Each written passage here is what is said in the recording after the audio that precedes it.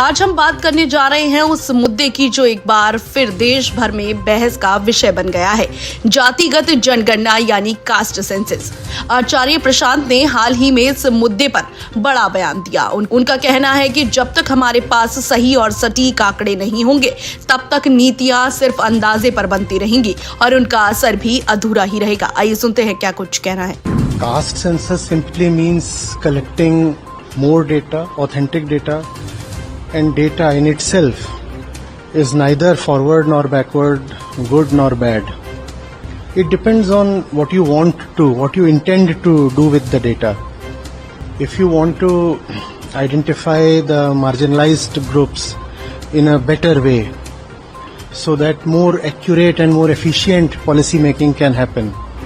If you want to build hospitals, schools, and if you want to implement other kinds of welfare measures, affirmative, distributive, based on the caste data, then obviously it's a good thing. Data empowers. On the other hand, if you will use this data to further cement caste identification, then obviously it's a step backward.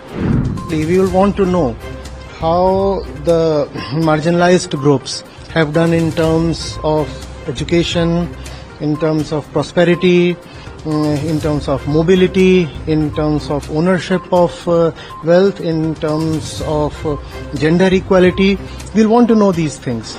See, it is not essential that it will divide the society.